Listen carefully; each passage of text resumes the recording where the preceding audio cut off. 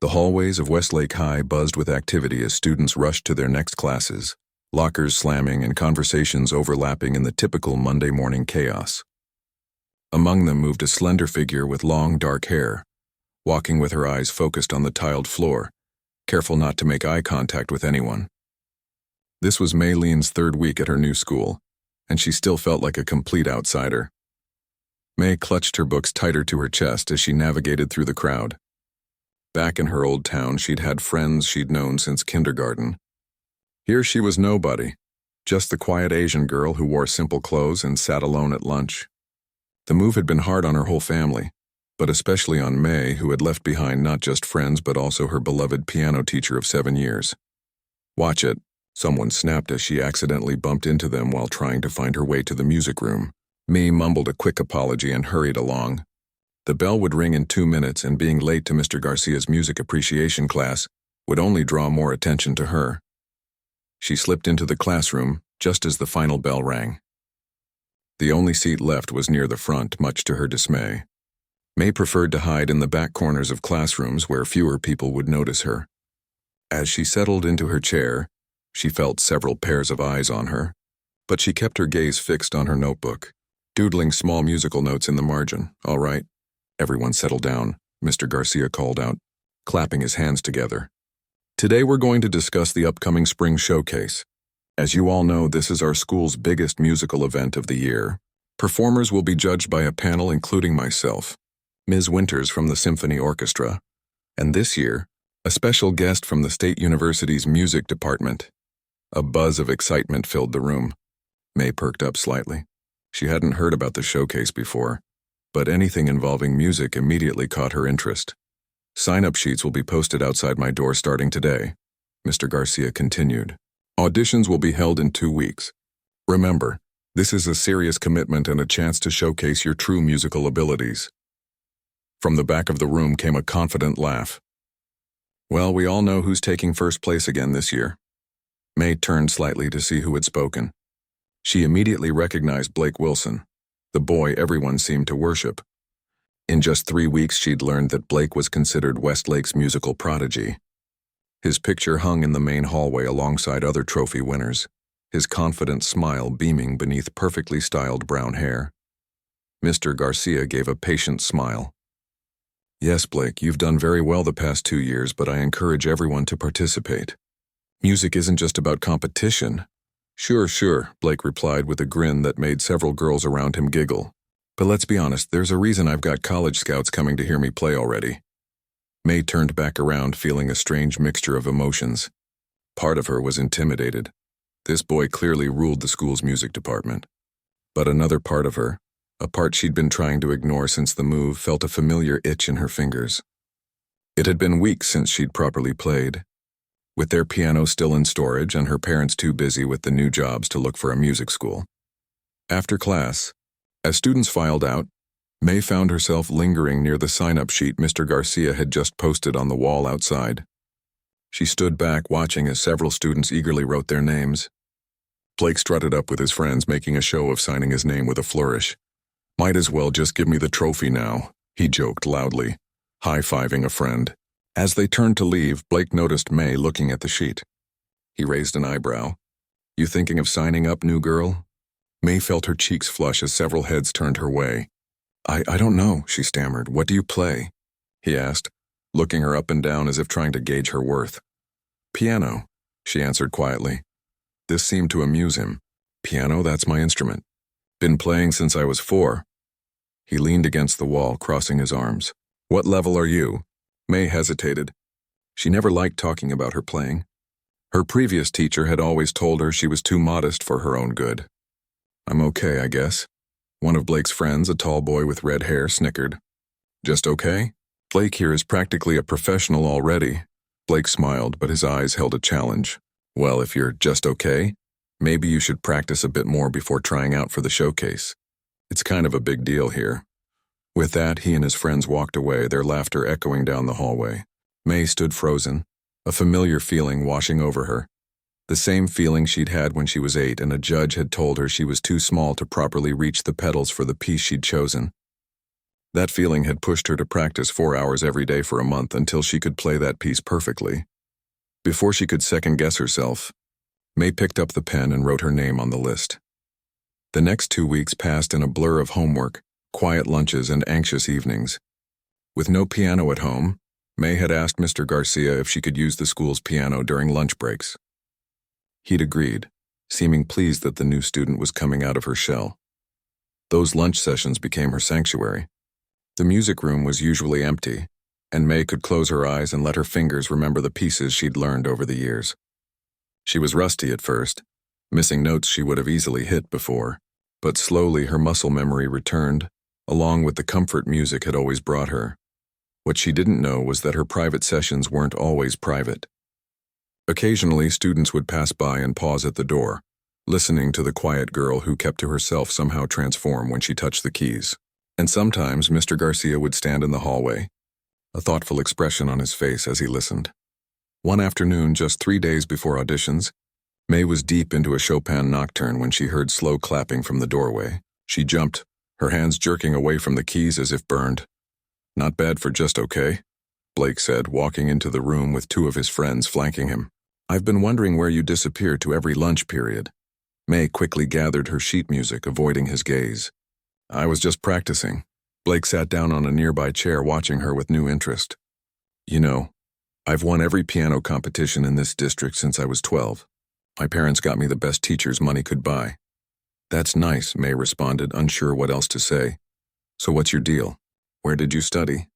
His tone was casual, but there was something calculating in his eyes. May hesitated. "I had a teacher back home, Mrs. Yamamoto. She was really good." "Never heard of her," Blake dismissed. "Is she famous?" "No, not famous. She just taught out of her house." This seemed to confirm something for Blake, who exchanged glances with his friends. "Well, good luck at auditions. Maybe you'll make it as a backup performer." He stood up and headed for the door, then paused.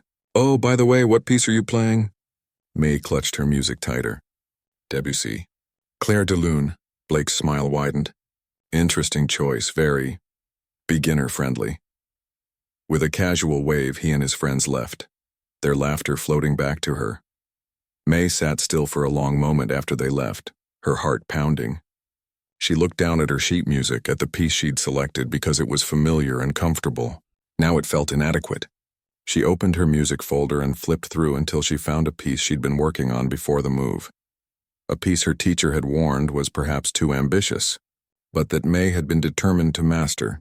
The decision made, she placed the new music on the stand and began to practice with renewed intensity. By Friday, the day of auditions, the whole school seemed to buzz with excitement about the showcase. Rumors had spread about who was performing what, and most of the talk centered around Blake's planned performance of a difficult Rachmaninoff piece. May stood outside the auditorium, waiting for her turn. Students exited one by one after their audition, some looking relieved, others disappointed. When Blake emerged, he was surrounded immediately by friends congratulating him. As he passed May, he slowed. "Mr. Garcia said my audition was exemplary," he mentioned casually. "What are you playing again?" "I forgot." May took a deep breath. "I changed my piece." "Oh?" This caught his interest. "To what?" Before she could answer, Mr. Garcia appeared at the door. "Maylin, we're ready for you." As May walked into the auditorium, Blake called after her, "Good luck, new girl. You'll need it." The auditorium was dim except for the stage lights, illuminating the grand piano. Mr. Garcia sat in the front row alongside a woman May assumed was Ms. Winters. They both smiled encouragingly as May approached the piano. "Whenever you're ready," Mr. Garcia said kindly. "And remember, this is just an audition. Do your best." May nodded, settling onto the bench and adjusting it slightly. She placed her hands on the keys, took a deep breath, and began to play. Not the simple, beautiful notes of Claire de Lune, but the complex, challenging patterns of Liszt's La Campanella, one of the most technically difficult piano pieces ever composed. As her fingers danced across the keys, building speed and intensity, she forgot about Blake, forgot about being the new girl, forgot about everything except the music flowing from her fingers. For the first time since moving, she felt like herself again, not the shy girl who kept to herself, but the pianist who had once made her old teacher cry with pride. When she finished, The silence in the auditorium was absolute. Then Mr. Garcia cleared his throat. "May," he said quietly. "That was unexpected. Where did you study before coming here?" "With Mrs. Yamamoto," she answered. "In my hometown." Ms. Winters leaned forward. "And how long have you been playing?" "Since I was 5. Almost 11 years now." The two teachers exchanged glances before Mr. Garcia smiled broadly. "Well, I think it's safe to say you'll be performing in the showcase. We'll post the final list on Monday." As May left the auditorium, she found Blake waiting in the hallway, his expression unreadable. He'd clearly been listening. "List?" he said, sounding almost accusatory. "You played List?" May offered a small smile. "I'm more than just okay, I guess." For once, Blake had nothing to say. As May walked away, she felt lighter than she had in weeks. The showcase was still to come, but something had already changed. She had found her voice again, not through words, but through the language she knew best. Music. Monday morning arrived with a buzz of anticipation. Students crowded around the bulletin board outside the music room, where Mr. Garcia had promised to post the showcase lineup. May hung back, nervously twisting the strap of her backpack as she waited for the crowd to thin. She'd spent the weekend alternating between confidence and doubt, replaying her audition in her mind and wondering if she'd made a mistake by choosing such a difficult piece. "Excuse me," she murmured, finally working up the courage to approach the board after most students had dispersed. Her heart pounded as she scanned the list, starting from the bottom and working her way up. When she found her name, she blinked in surprise. She wasn't just in the showcase, she was scheduled as the second-to-last performer right before Blake. In showcase terms, that was prime positioning. "Interesting lineup, isn't it?" May jumped at the voice beside her. Mr. Garcia stood there, coffee mug in hand, watching her reaction with a small smile. Yes. "Thank you for including me," she said, tucking her hair behind her ear. Mr. Garcia took a sip from his mug. "Your audition earned that spot, May. Though I am curious, why didn't you mention your competition background when you first joined our class?" May's cheeks warmed. "I didn't think it mattered. We moved so suddenly and everything was new and—" She trailed off, shrugging. "Well, I'm glad you decided to sign up," he said. "Your talent shouldn't be hidden." He glanced at his watch. "Better get to class. The bell's about to ring." Throughout the day, May noticed the change in how people looked at her. Students who had never acknowledged her existence now nodded in recognition when she passed in the hallway. A girl from her English class even invited her to sit with her friend group at lunch, though May politely declined, preferring to use the time to practice in the music room. She was halfway through her piece when the door banged open. Blake strode in, his face tight with an emotion May couldn't quite read. "Second to last slot," he said without preamble. "That's usually reserved for the runner-up." He crossed his arms, leaning against the piano. "You think you're that good?" May's fingers stilled on the keys. "I didn't choose the order." "No, Garcia did, and he's clearly impressed." Blake studied her for a moment. "So what competitions have you won? You must have some trophies if he put you in that spot." The direct question made May uncomfortable. She never liked talking about her achievements. "A few local ones. One regional." "Nothing major." Blake raised an eyebrow. "Which regional?" "Pacific Northwest Young Artists. Junior Division." She purposely didn't mention that she'd also placed second in the senior division the following year. Blake's expression shifted slightly. "That's actually not easy to win." He seemed to be reassessing her. "What else?" Before May could answer, 3 of Blake's friends burst into the room laughing about something.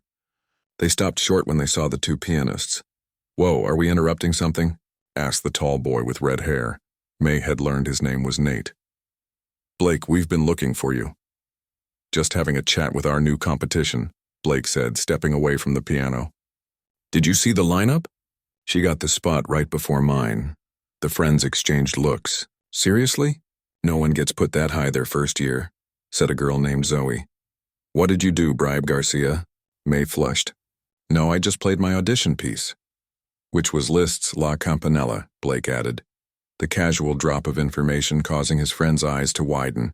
"Wait, you can play that?" Zoe asked, looking skeptical. "Isn't that the one with all the crazy jumps and speed runs?" Blake leaned against a nearby desk. "That's what she claims. I didn't actually hear the whole thing." Something about his tone made May's spine stiffen. The implication was clear. He didn't quite believe she could play it as well as she had during the audition.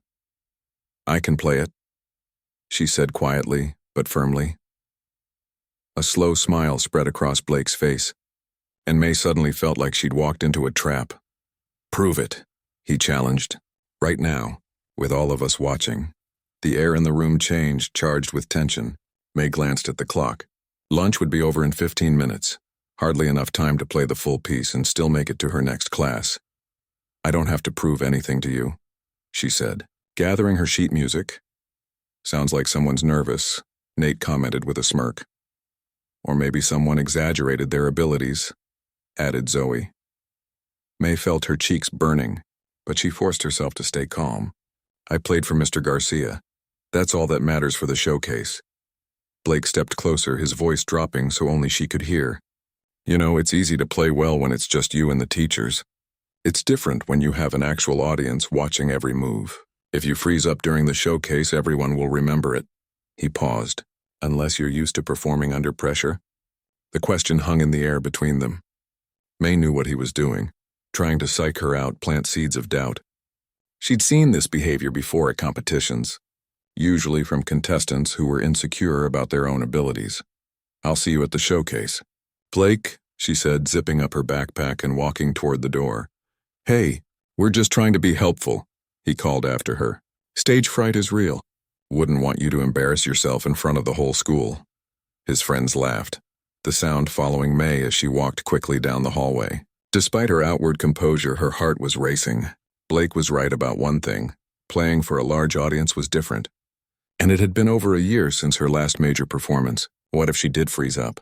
The rest of the week passed in a blur of classes and practice. May had asked her parents if they could finally unpack her keyboard from storage, and they had set it up in her bedroom. It wasn't the same as a real piano, but it allowed her to practice at home instead of just during lunch breaks. On Thursday, Mr. Garcia announced that they would have a special music class the next day. "Since many of you are preparing for the showcase, I thought it would be helpful to have a practice session in front of your peers," he explained. "Not full pieces, just a minute or two to get comfortable performing for an audience." May felt her stomach drop. This was exactly what she'd been avoiding, playing in front of the class before she felt fully prepared. As students filtered out after the bell, she approached Mr. Garcia's desk. "Mr. Garcia, about tomorrow's class," she began hesitantly. He looked up from his papers. May, I was hoping to talk to you. I think this will be particularly beneficial for you." "That's actually what I wanted to discuss," she said. "I'm not sure if I'm ready to play for everyone yet." Mr. Garcia's expression softened with understanding. "Performance anxiety?" May nodded, embarrassed. It seemed ridiculous that someone who had played in competitions could be nervous about a classroom performance, but the truth was that she hadn't played for anyone except judges and teachers in years. Her old teacher had worked with her extensively on overcoming her performance anxiety, but those lessons felt distant now. "It's perfectly normal," Mr. Garcia assured her. "Even professionals get nervous. But that's exactly why tomorrow's class is important. Think of it as a dress rehearsal, a safe space to work through those nerves before the actual showcase." "What if I mess up?" The question slipped out before May could stop it. "Then you'll be in good company," he said with a warm smile. "I've been playing cello for 30 years and I still hit wrong notes sometimes. Music isn't about perfection, May. It's about expression." His words stayed with May as she walked home, kicking at fallen leaves along the sidewalk. She knew he was right, but knowing and feeling were two different things. The thought of Blake and his friends watching her, waiting for her to make a mistake, made her palms sweat. That night, she practiced until her mother gently knocked on her door at 11, reminding her that it was a school night. Even after turning off the lights, May lay awake, her fingers moving silently through the most difficult passages of her piece. Friday arrived too quickly. As May sat in music class watching other students perform brief sections of their showcase pieces, her anxiety built. Some played well, others nervously stumbled through their selections, but Mr. Garcia offered encouraging words to everyone. Blake performed a flawless excerpt from his Rachmaninoff piece, his confident smile never faltering. When he finished to enthusiastic applause, he glanced at May with a raised eyebrow as if saying, "Your turn." "Next, we have May Lin," Mr. Garcia announced. The walk to the piano felt endless. May sat down, wiping her damp palms on her jeans before placing her hands on the keys. The room was silent, expectant. She could feel Blake and his friends watching her intently from the back row. She took a deep breath and began to play. The first few measures were shaky, her fingers not quite hitting the keys with the precision she wanted. She made a small mistake in the fifth measure and nearly stopped, but forced herself to continue. Then, gradually, something shifted. The familiar sensation of losing herself in the music began to take over. Her shoulders relaxed, her breathing steadied, and her fingers found their rhythm. By the time Mr. Garcia signaled for her to wrap up, she had almost forgotten about her audience. When she finished, there was a moment of silence before the applause began, scattered at first, then stronger. May looked up, surprised to see genuine appreciation on many of her classmates' faces. Even Mr. Garcia looked impressed. Only Blake's expression remained unreadable. His eyes narrowed slightly as he studied her. As she returned to her seat, he leaned forward to whisper in her ear. "Not bad for a classroom performance," he said. "But the showcase is a whole different game. Hope you're ready for the pressure of a real audience." Instead of intimidating her, his words sparked something in May, a competitive spirit she hadn't felt since before the move. She turned to face him directly. "I am," she replied simply. For the first time since they'd met, Blake looked momentarily taken aback by her confidence. Before he could respond, Mr. Garcia called the class to attention to discuss the final performer. As May turned back around, she felt a strange mix of anxiety and anticipation. The showcase was 2 weeks away, and Blake had just made it very clear. This wasn't just about performing anymore. This was a challenge. The week before the showcase transformed Westlake High. Posters appeared in hallways. Announcements buzzed over the intercom each morning, and music students walked around with a mix of excitement and dread on their faces. For many, this would be their biggest performance of the year. May noticed the change in the atmosphere during lunch periods. The music room, once her private sanctuary, now hosted a revolving door of nervous performers wanting to get in last-minute practice. She had taken to eating her lunch quickly and then finding empty classrooms to practice in, though even those were becoming harder to secure. On Tuesday, she was lucky enough to find an unused classroom in the science wing. She had just settled at the keyboard she'd brought with her when the door opened.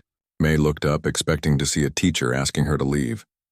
Instead, she saw a small girl with glasses that seemed too big for her face. "Oh, sorry," the girl said, already backing toward the door. "I didn't know anyone was in here." "It's okay," May replied. "Did you need the room?" The girl shook her head. "No, I was just—" She glanced at the keyboard. "Are you practicing for the showcase?" May nodded. The girl seemed to debate with herself for a moment before stepping further into the room. "I'm Lily," she said. "I'm playing violin in the showcase." "I'm May piano." Lily's eyes widened. "You're the one everyone's talking about." "The new girl who's challenging Blake Wilson." May felt her cheeks warm. "I'm not challenging anyone. I'm just playing my piece." "That's not how Blake sees it," Lily said, sitting at a nearby desk. "He's been practicing like crazy. I've never seen him so focused before. Usually he just coasts on talent." This information surprised May. She had assumed Blake was naturally confident about his abilities, but maybe there was more to it. "Have you known Blake long?" Lily nodded. "Since elementary school. We were in the same beginner orchestra." She adjusted her glasses. "He wasn't always so—" She searched for the right word. "Intense. He used to just love playing. Then his dad got really involved, started pushing him into competitions, and well—" She shrugged. May thought about this as her fingers absently played a soft melody. She knew about parents who pushed their children too hard. She'd seen many of them at competitions, shouting backstage about mistakes, demanding perfection from terrified kids. She had been lucky. Her parents encouraged her but never pressured her. "Anyway," Lily continued, "I should let you practice." She stood to leave, then hesitated. "A bunch of us are getting together after school tomorrow to give each other feedback on our pieces. Nothing formal, just peer support. You should come." The invitation caught May off guard. It had been weeks since she'd had any social interaction outside of classes. Who's us? Just some orchestra and band kids. About 8 of us total. None of Blake's crowd, if that's what you're worried about. May considered it. Having other musicians hear her piece before the showcase might help with her nerves. Where? Practice room C, right after last bell. Lily smiled. Hope you can make it. After Lily left, May returned to her practice with renewed focus. The conversation had reminded her why she loved music in the first place. Not for competition or recognition, but for the joy of creating something beautiful and connecting with others who understood that joy. When the final bell rang the next day, May found herself walking toward practice room C rather than heading straight home. She paused outside the door, hearing laughter and snippets of music from within. For a moment, she considered turning around. Meeting new people had never been her strong suit. Before she could decide, the door swung open and Lily appeared. You came, she exclaimed, grabbing May's arm and pulling her inside. Everyone, this is May, the pianist I was telling you about. 7 faces turned to look at her. May gave an awkward wave as Lily introduced each person. 2 violinists, a cellist, a flutist, a clarinet player, and 2 other pianists. They had arranged the chairs in a circle with a keyboard set up at one end of the room. We were just about to start. A boy with curly hair, the cellist, Tom, explained. The way it works is each person plays their piece or part of it if it's long, and then we give constructive feedback. No sugarcoating, but no tearing anyone down either. Sound good? May nodded, taking a seat in the circle. As the others performed, she was struck by how different it felt from the classroom performance. Here, there was no judgment, no competition, just music and honest feedback. When one of the violinists struggled with a difficult passage, everyone offered suggestions rather than criticism. When her turn came, May approached the keyboard with far less anxiety than she'd felt in class. She played the most challenging section of her piece, the part with rapid hand crossings that she sometimes fumbled. To her surprise, her fingers moved smoothly over the keys, hitting each note with precision. The feedback was thoughtful and specific. The other pianists suggested minor adjustments to her technique for certain passages, while the string players commented on her dynamics and phrasing. Not once did anyone mention Blake or the competition aspect of the showcase. That was amazing. Lily gushed afterward. You're definitely ready for the showcase. The rest of the group nodded in agreement. And for the first time since arriving at Westlake, May felt like she might actually belong. As they were packing up, Tom approached her. A few of us are going to get milkshakes at Daisy's Diner. Want to join? May hesitated only briefly before nodding. I'd like that. The diner was a 10-minute walk from school, a cozy place with red vinyl booths and walls covered in vintage records. As they squeezed into a large corner booth, the conversation flowed easily from music to classes to complaints about teachers. May found herself laughing more than she had in months. So what's the deal with you and Blake? Tom asked during a lull in the conversation. Lily says he sees you as his nemesis or something. May stirred her chocolate milkshake with her straw. There's no deal. He's just not used to having competition. He's been the golden boy since forever, one of the other pianists, Jin, explained. His father's on the school board and donates a ton of money to the music program. Plus, he is genuinely talented. And he never lets anyone forget it, added the flutist, Priya, rolling her eyes. Last year, he made a freshman cry during rehearsals because she couldn't keep tempo with his playing. That's awful, May said, frowning. That's Blake. Several voices chorused, followed by laughter. As they continued talking, May caught sight of a familiar figure entering the diner. Blake walked in with Zoe and Nate, scanning the place for an empty table. His eyes locked with May's for a moment, his eyebrows rising slightly when he saw who she was sitting with. He said something to his friends, and they changed direction, heading for a booth not far from May's group. As they passed, Blake nodded to May. Making new friends, I see. Just discussing music, she replied evenly. Right before the showcase. Smart strategy. His tone made the word sound like an accusation. Getting insider tips? Tom leaned forward. Not everyone sees music as a battlefield, Blake. Some of us actually enjoy playing together. Blake's smile didn't reach his eyes. That's because some of you aren't aiming for Juilliard. He looked back at May. But I bet she is. The name of the prestigious music school hung in the air. May hadn't told anyone about her dream of attending Juilliard someday. It had seemed too far-fetched, especially since the move had disrupted her training. Anyway, Blake continued when May didn't respond. Good luck on Saturday. You'll need it. After he walked away, the group exchanged glances. Ignore him, Lily advised. He's just trying to psych you out. Is it true? Jin asked. Are you aiming for Juilliard? Me shrugged, embarrassed. Maybe someday. My old teacher thought I had a chance if I kept up with my training, but that was before we moved. You definitely have the skill, Tom said. That list piece is no joke. The conversation shifted to college plans and future aspirations, but May's thoughts kept drifting back to Blake's comment. How had he known about her Juilliard dream? Had he researched her background? The idea was unsettling. Later that night, as May practiced in her bedroom, her phone pinged with a text from an unknown number. Heard you were hanging out with the second-string musicians today. Interesting choice. Did they tell you why none of them have ever placed higher than fourth in the showcase? Blake. May stared at the message, wondering how he'd gotten her number and why he felt the need to reach out like this. She typed and deleted several responses before settling on, they're not second string, they're musicians who love music. And they've been kinder to me than you have. His response came quickly. Kindness doesn't win competitions. Talent and hard work do.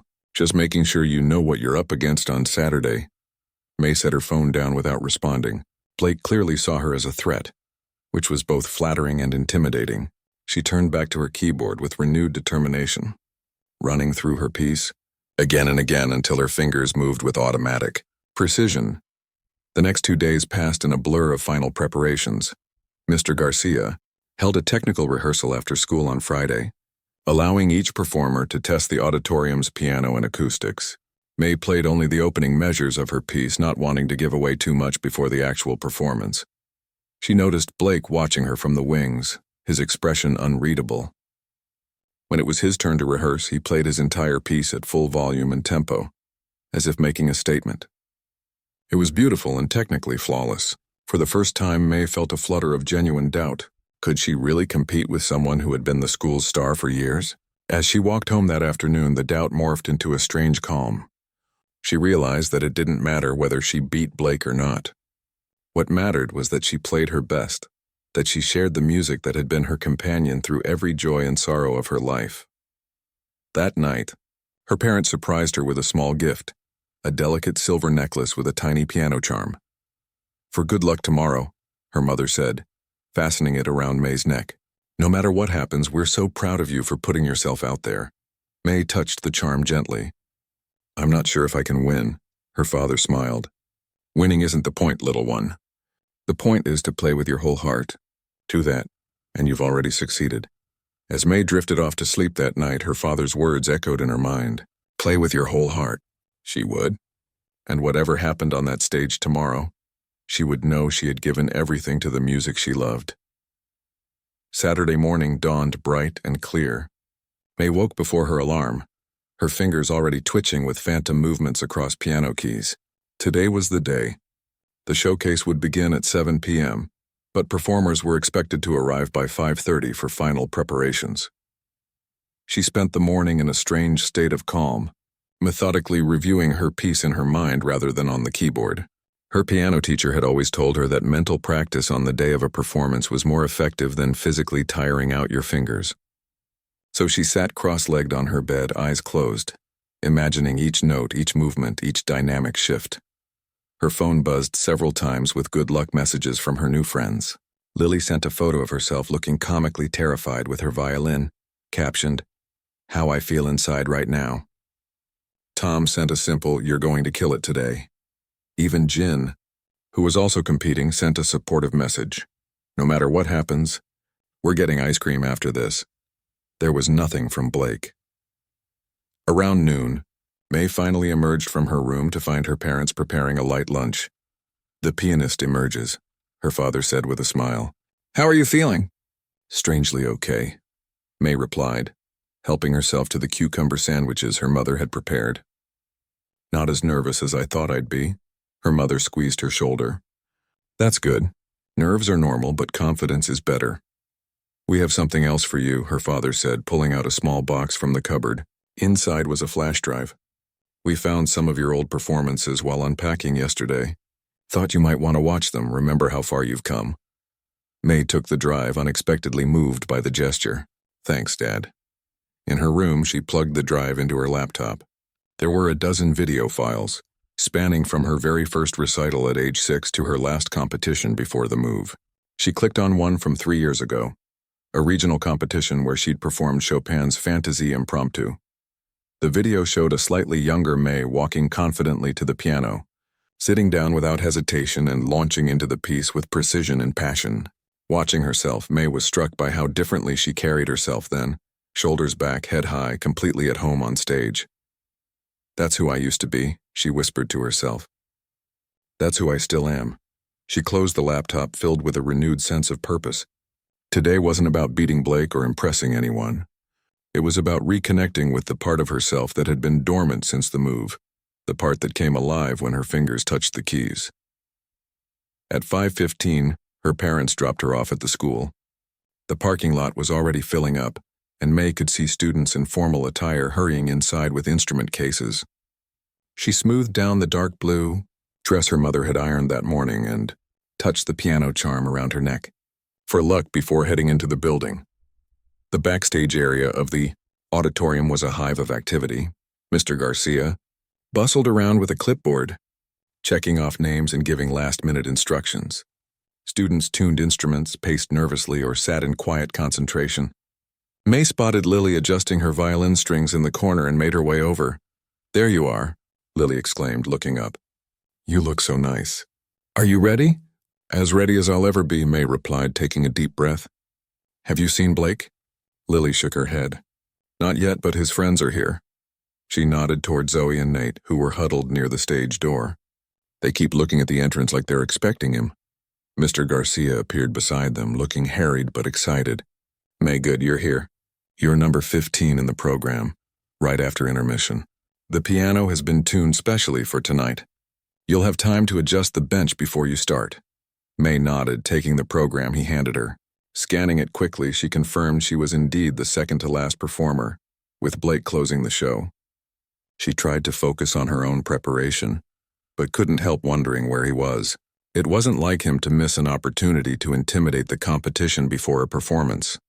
As the minutes ticked by, more parents and audience members arrived, filling the auditorium with a steady hum of conversation. Performers were ushered to reserved seats in the front rows when not preparing backstage. At 6:55, Mr. Garcia gathered everyone for final instructions. "Remember, this is your night to shine. Don't rush. Take your time settling at your instrument and, most importantly, enjoy the music. That's what this is all about." He looked around the circle of nervous faces. "Has anyone seen Blake?" A murmur went through the group. Blake still hadn't arrived. Zoe stepped forward, phone in hand.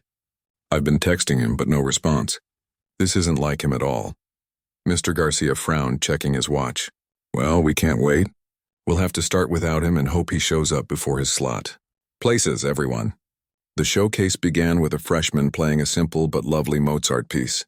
One by one, the performers took the stage, each met with supportive applause. May watched from her seat, genuinely impressed by the talent on display. Lily played beautifully despite her nerves, and Tom's cello piece moved several audience members to tears. Throughout the first half, May kept glancing at the auditorium doors, expecting Blake to make a dramatic entrance. But he never appeared. When intermission arrived, the backstage area was buzzing with speculation. Maybe he got sick, one student suggested. Or maybe he chickened out, another replied with a laugh.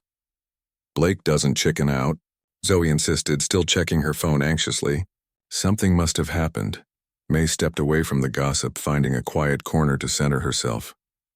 In just 15 minutes, she would be on stage.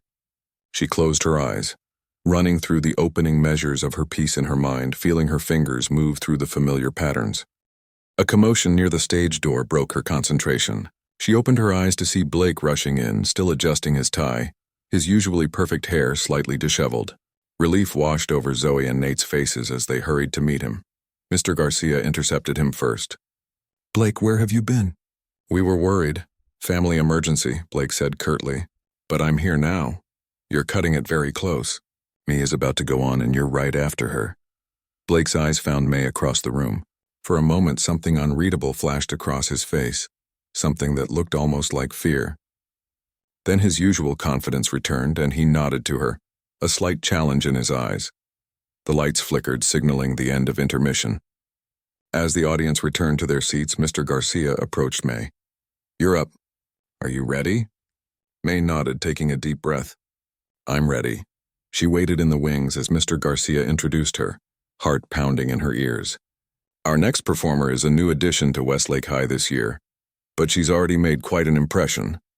Playing Liszt's La Campanella, please welcome Maylene." The audience applauded as May walked onto the stage. The spotlight felt warm on her skin as she approached the grand piano. She adjusted the bench, taking her time as Mr. Garcia had advised.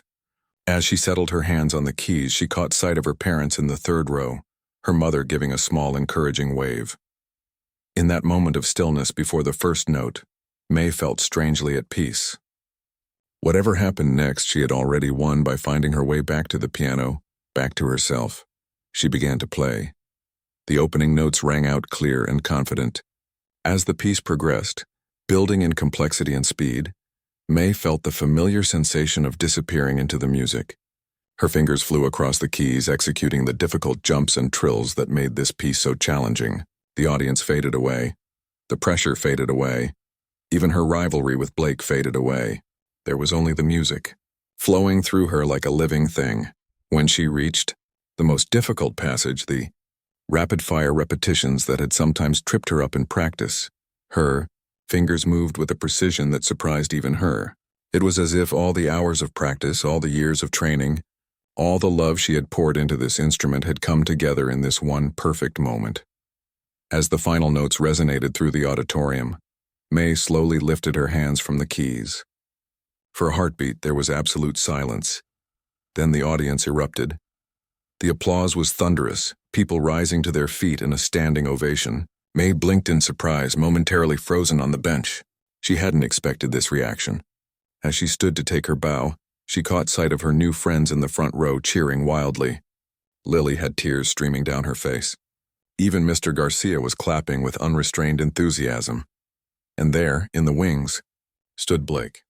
His expression was complex, surprise, respect, and something that looked almost like relief. As May made her way backstage, her friends surrounded her with hugs and exclamations. "That was incredible. I've never heard it played like that." "Did you see everyone's faces?" May barely had time to process their words before Mr. Garcia was announcing the final performance of the evening. And now, our closing performer, a student who has won this showcase for the past 2 years. Playing Rachmaninoff's Prelude in G minor, please welcome Blake Wilson. The audience applauded as Blake took the stage. From the wings, May watched him approach the piano. His usual swagger seemed subdued, his movements more deliberate. As he sat at the bench, he took a deep breath, closing his eyes for a moment before placing his hands on the keys. The opening chords of the Rachmaninoff filled the auditorium, dark, powerful, commanding attention. Blake played with technical brilliance as always, but there was something different about his performance tonight. A vulnerability, an emotional quality that May hadn't heard in his playing before. As she watched, May realized something unexpected. She was genuinely moved by his music. For all his arrogance, all his competitiveness, Blake truly understood the emotional heart of the piece he was playing. His hands, capable of such precision, were also capable of profound expression. When he finished, the audience once again rose to their feet. Blake bowed, his face flushed with exertion and emotion. As he walked off stage, his eyes met May's. For a moment, neither spoke. "That was beautiful," May said finally, offering what she knew he deserved: honest recognition of his talent. Something shifted in Blake's expression. "So was yours," he replied, his voice lacking its usual edge. "I've never heard La Campanella played quite like that." Before they could say more, Mr. Garcia was calling all performers back to the stage for final bows and the announcement of the winners. As they stood side by side under the bright lights, May felt a strange sense of connection with the boy who had tried so hard to intimidate her. In third place, Mr. Garcia announced, Tom Chen for his cello performance of Bach's Suite No. 1 in G major. Tom stepped forward to accept his certificate, beaming with pride. In second place, Mr. Garcia paused for dramatic effect. Blake Wilson for his performance of Rachmaninoff's Prelude in G minor. A murmur went through the audience. Blake had won first place for the past 2 years. His friends looked shocked as he stepped forward to accept the second place certificate. But to May's surprise, Blake himself didn't look upset. He nodded in acknowledgement, a small, almost relieved smile playing at his lips. And in first place, Mr. Garcia continued, giving a performance that I personally will never forget. Maylin for Liszt's La Campanella. The audience erupted once more as May stepped forward in disbelief. Mr. Garcia handed her a trophy and certificate, whispering, "Absolutely magnificent," as he did so. As the applause continued, May felt tears pricking at her eyes, not just for the win, but for the journey, from the lonely girl hiding in the music room to this moment of triumph and belonging. When the performers filed off stage, Blake fell into step beside her. "Congratulations," he said, and this time there was no sarcasm, no challenge in his voice. "You deserved it." May looked at him curiously. "What happened today? Why were you late?" Blake hesitated, then shrugged. "Let's just say I had a reality check about what really matters." He glanced toward the audience, where May could see a stern-looking man who had to be Blake's father, arms crossed, expression unreadable. Before she could respond, they were surrounded by well-wishers, parents, teachers, fellow students all offering congratulations. As May's parents enveloped her in a hug, she caught one last glimpse of Blake, standing slightly apart from the crowd, watching her with what looked almost like admiration. Whatever had happened today, whatever had changed between them, May knew that nothing would ever be the same again at Westlake High, not for her, and not for the boy who had tried to humiliate her, only to discover that music was never truly about winning or losing at all. Monday morning felt different. As May walked through the school doors, she noticed heads turning, heard whispers, caught smiles directed her way. News of her showcase performance had spread quickly through social media and text messages. Several students she'd never spoken to before congratulated her in the hallway. "It's like you're a celebrity now," Lily commented as they walked to first period together. "How does it feel?" May shrugged, still not entirely comfortable with the attention. "Weird, nice I guess, but weird. Well, get used to it. You're officially the new music department star." Lily nudged her playfully. "Blake's been dethroned." At the mention of Blake, May glanced around. She hadn't seen him yet today. "Have you heard from him?" Lily shook her head. "Not since Saturday night. But Zoe told Tom that Blake wasn't even upset about coming in second. Which is bizarre considering how competitive he usually is." May thought back to their brief exchange after the showcase, his genuine congratulations, the hint of something unresolved in his expression. "I think something happened that day. Something that changed his perspective. Well, whatever it was, I'm just glad he's not being a jerk about losing. That's growth." When they reached the music room, May was surprised to find Mr. Garcia already there, sorting through sheet music with unusual energy. "Ah, May, just the person I wanted to see." He waved her over excitedly. "I have some news. After your performance Saturday, Miss Winters, you remember, from the symphony, she was so impressed that she's offered you a special opportunity." May's heart quickened. "What kind of opportunity?" "She runs a weekend mentorship program for gifted young pianists. Only 6 students from the entire district are selected each year. It's basically private coaching with professional musicians, master classes, recital opportunities, the works. And she wants you to join." May stood speechless. This was exactly the kind of program she'd been part of back home, the kind of training she needed to keep her Juilliard dreams alive. "The spring session starts this weekend," Mr. Garcia continued. "I have all the information here." He handed her a folder. "Your parents will need to sign the forms, of course." "Thank you," May managed, clutching the folder to her chest. "This is amazing." Mr. Garcia smiled warmly. "You earned it. That performance was truly special, May. In all my years teaching, I've rarely seen someone connect with music the way you did Saturday night." As other students began filing into the classroom, May took her seat, still processing the news. When Blake walked in, he looked different somehow, more subdued, the confident swagger replaced by a quieter demeanor. His friends surrounded him as usual, but the dynamic seemed changed. He nodded to May as he passed her desk, nothing more. Throughout the class, May found herself watching him, trying to understand the shift. When the bell rang, she made a decision. Instead of hurrying out as she usually did, she deliberately took her time packing up, waiting until Blake was nearly done as well. "Hey," she said, Approaching his desk, he looked up, a flicker of surprise crossing his face. "Hey." An awkward silence stretched between them until May finally asked, "Are you okay? You seem different today." Blake glanced around to make sure no one was listening. "I'm fine, just adjusting to some changes." "Because of Saturday?" He let out a short laugh. Saturday was just the culmination of a lot of things. He hesitated, then seemed to make a decision. "My dad's been pushing me to be the best since I was 6 years old. Private lessons, competitions, constant practice. My whole identity has been wrapped up in being the piano prodigy." May nodded, understanding completely. "And now?" "Saturday morning, we got into a huge fight. I told him I was thinking about studying music education instead of performance at college. He said that was a waste of my talent, that I needed to focus on winning, not teaching." Blake's jaw tightened at the memory. He threatened to stop paying for my lessons if I didn't get serious about my future. That's why I was late to the showcase. I was too angry to even look at a piano for hours. "That's awful," May said softly. "I'm sorry," Blake shrugged. "The thing is, when I finally did play, it was the first time in years I wasn't thinking about impressing anyone. I was just playing for myself. And it felt," he searched for the word, "freeing." "Your performance was beautiful," May told him honestly. "I could hear the difference, and so could I." He smiled slightly. "And then watching you play, I realized that's what I've been missing. That pure connection to the music. You weren't playing to win. You were playing because you love it." May was stunned by his insight. "What did your dad say about the results?" "He was predictably disappointed. But for the first time, I didn't really care."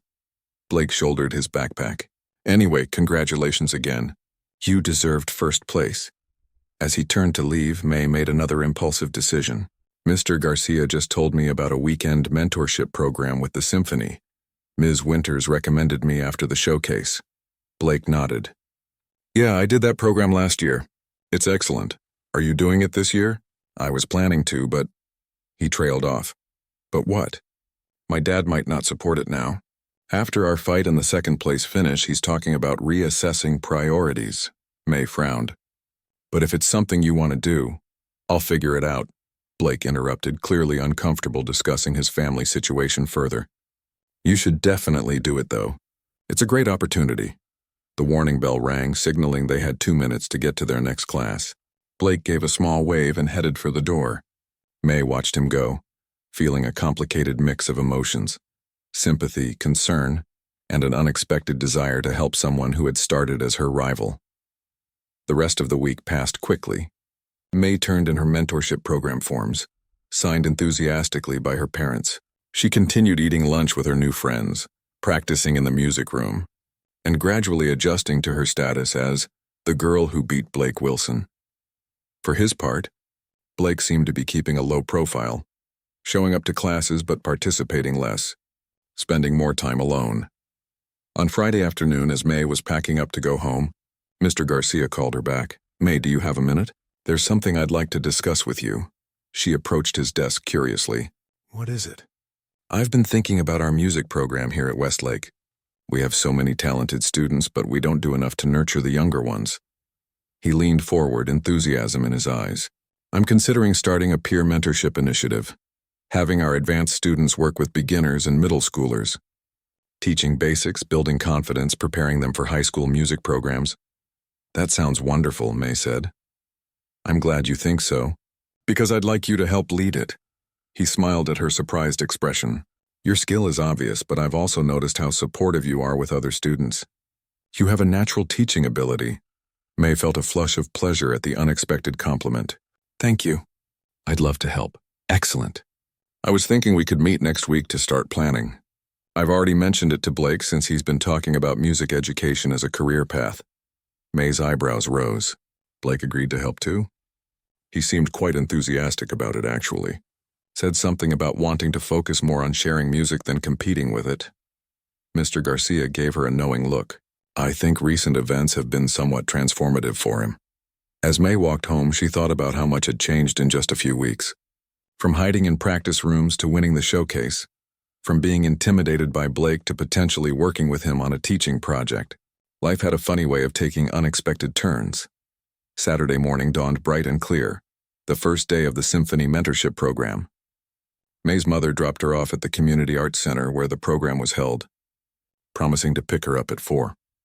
Inside, May found a group of students around her age, some she recognized from other schools in the district. Ms. Winters, an elegant woman with silver-streaked hair, greeted each student warmly. As May signed in, she scanned the room for the familiar face she was half expecting, half hoping to see. Blake wasn't there. The morning session was everything May had hoped for. Challenging, inspiring, focused on technique and expression rather than competition. Ms. Winters was a demanding but encouraging teacher, pushing each student to dig deeper into the music. During the lunch break, as May sat with a few other students in the center's small cafeteria, she heard the main door open. Looking up, she was surprised to see Blake walking in, carrying his music bag. He spoke briefly with Ms. Winters, who nodded and pointed him toward the practice rooms. Excusing herself, May followed him. She found him in practice room C, arranging his music on the stand. "You came," she said from the doorway. He turned, not entirely surprised to see her. "Yeah, I had to work some things out with my dad, but I'm here. How did you convince him?" Blake sat on the piano bench, his fingers idly tracing the keys. "I didn't exactly. I just told him I was doing it with or without his support. That music means too much to me to let anyone else control how I approach it." A small smile played at his lips. "I may have mentioned that the first-place winner was participating and I couldn't let you get too far ahead." May laughed. "So it's still a competition?" "Maybe a little." His expression grew more serious. "But a healthier one, I think. The kind that makes both people better." He glanced at the clock on the wall. "We should get back. Ms. Winters hates tardiness." As they walked back to the main room, Blake said, "Garcia told me about the mentorship program, that we might be working together." "Yeah, he mentioned that to me, too." "Should be interesting. The great rivals joining forces." "Former rivals," May corrected. Blake considered this, then nodded. "Former rivals, current—" "What, colleagues? Friends?" May smiled. "We'll figure it out." The afternoon session involved each student working one-on-one with Ms. Winters while the others observed. When it was May's turn, she played a section of a Chopin nocturne she'd been working on. Ms. Winters offered specific, constructive feedback, then asked Blake to demonstrate a particular phrasing technique. As Blake sat beside May on the bench, showing her a different approach to a difficult passage, she was struck by how natural it felt, this new dynamic between them. Not competitors, but fellow musicians sharing knowledge, helping each other improve. When the session ended, students gathered their belongings and said their goodbyes until next week. Outside, as May waited for her mother, Blake approached her one last time. "I never properly apologized," he said, "for how I treated you when you first came to Westlake. I was threatened by you, so I tried to make you feel small. It was wrong." "You're apologizing now," May pointed out. "That counts for something," he nodded, looking relieved. "See you Monday. Maybe we could start brainstorming ideas for the mentorship program during lunch." "I'd like that." As Blake walked toward his car, May watched him go, marveling at how differently this story had turned out than she could have ever imagined. She had come to Westlake feeling lost, had found herself again through music, and had somehow transformed a rivalry into something with the potential for real friendship. Her mother pulled up, honking lightly. "How was it?" she asked as May climbed in. May smiled, touching the piano charm around her neck. "It was just the beginning," she said, and it was. Over the coming months, the peer mentorship program would take shape, bringing music to younger students who reminded May and Blake of their own beginnings. They would learn to work together, balancing his bold ideas with her thoughtful approaches. Their showcase performances would become legendary at Westlake, not for the competition, but for a duet they performed the following year that brought the audience to tears. Music had brought them together in the most